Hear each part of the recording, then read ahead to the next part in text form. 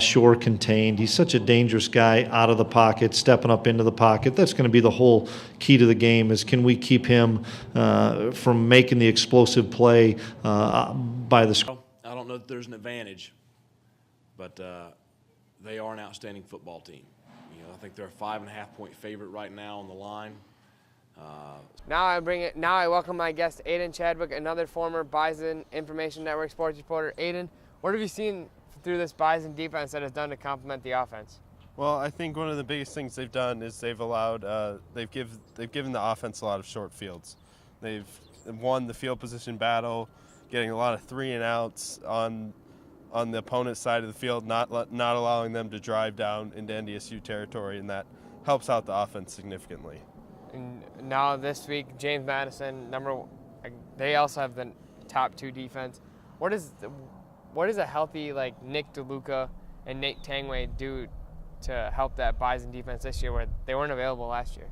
Well, I think that it's 2 people that James Madison hasn't seen, and 2 people they have to account for now. And Nick DeLuca's going to be drafted in the NFL. He's an NFL caliber player. And that's something that you can't really game plan for until you've seen it. And they've also dealt with a ton of injuries on the injury front. Jalen Allison, Jalen Wimbush going down against Sam Houston State. They lost Greg Menard to a torn ACL, but Chris Klieman always talks about the next man up. And it seems like whenever the next man comes in, it seems like they could be starting anywhere else, but they're coming to play at NDSU. So talk about what their presence does to that defense. Well, I just think that they bring a physicality, and their size is just, they're huge for defensive backs, and I think that's the biggest thing they bring to the table. And they've only given up, like we said, 8.6 points per game. Do you think they kind of took offense to that South Dakota State game where they gave up 33? Yeah, I think that was, I think when you look back, it's a turning point for the season. A lot of teams could have just folded it in, but they came back, they said, hey, we're going to get better from this. We're not going to allow this to take us down. We're going to regroup and come back stronger from this. And Chris Klieman said in his press conference yesterday that he doesn't care about stats, sacks. I mean, also turnovers would be big, but he wants to contain Brian Shore. How do they do that tomorrow? I think mainly just make sure he doesn't escape the pocket, bring him down when they have him, don't miss tackles. Good coverage downfield, collapse the pocket on him, just, keep him contained that way. All right, well, we'll hear from Tre Dempsey and Nick DeLuca. Kind of both. I'm taking it in, but just trying to focus on the game. But that experience we just had out there with old players coming back and stuff like that, when I came my sophomore year, it was kind of different for me. I was like, We're just really excited for the opportunity to come back this year, and it's been a pleasure, playing alongside these guys. And our defense, I thought, has been playing at a really high level lately, and we're looking to go out on top. Back, everybody. Now I'm going to introduce another guest, another Bison Information Network reporter, James Porter. James, this offense has really been clicking on all cylinders. You saw it in Easton Stick, 11-12 against South Dakota. They put up 49 on them. What has he really done since that South Dakota State game where he had those 3 interceptions? Well, the way I see it, he kind of learned from the experience, realized every once in a while you have a bad game, but instead of just kind of being kind of grouchy about it, like, oh, I had a bad game, this is it, I'm done, kind of just took it a step up and was like, okay, I'm not having a game like that again. I'm just going to push through, have better games from here on out. And now let's talk about the running backs, the guys right behind them. I mean, they suffered injuries. Lance Dunn went down, torn labrum. We could see him today. We don't know that yet. We won't know till 11 o'clock, just like the rest of everybody watching this will not know. Ty Brooks, still no word on him. Apparently he's gonna warm up along with Lance Dunn, and they're gonna see who's ready to go. Klieman's gonna talk to the doctors and see who can go. But guys like Seth Wilson, who got their red shirt pulled, and Bruce Anderson, they've all really stepped up their game since Lance Dunn went down, especially Seth, because he kind of had to step it up. Because with him, he was just inserted into the lineup in the South Dakota State game. So talk about that next man up mentality with the Bison offense. Well, it just kind of pushes their offense to another level, because instead of preparing for just a handful of receivers and running backs, you have to prepare for all these second man, third man back that you don't think of. It's like, oh shoot, this guy goes down, who do we have next? So it just kind of gives the offense more opportunities to strike where, I mean, other teams may not have that.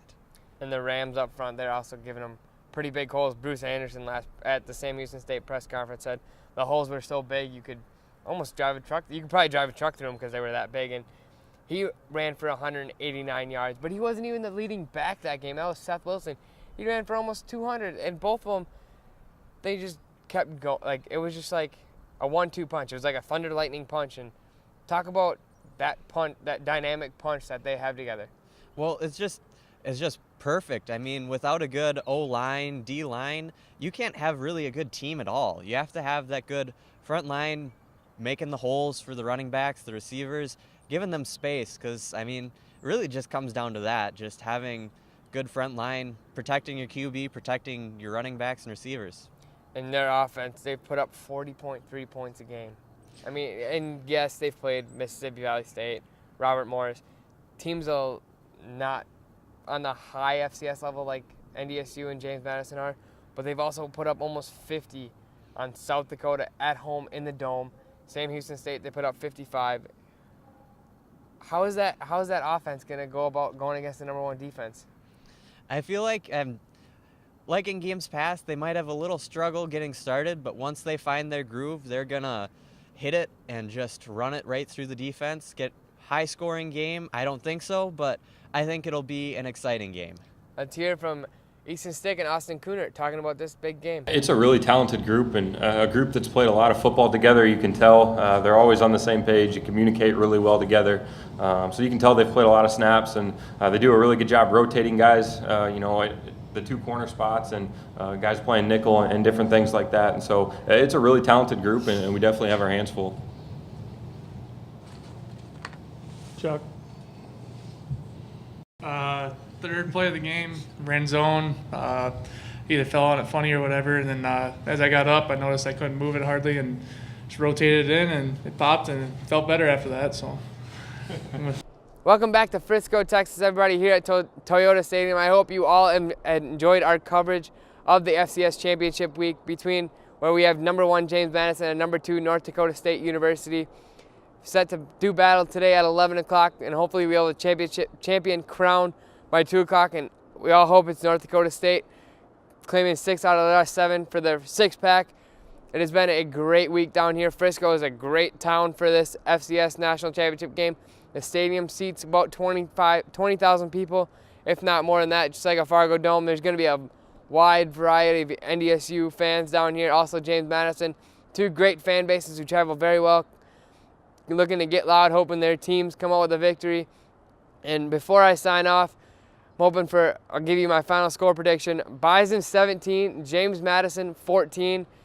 NDSU, hopefully it doesn't come down to a game-winning drive, but if it has to come down to that way, it has to come down to that way. You know, they all like to keep us on our toes, but who knows what'll happen. The number 1 both top 2 defense squared, and it'll be a great game.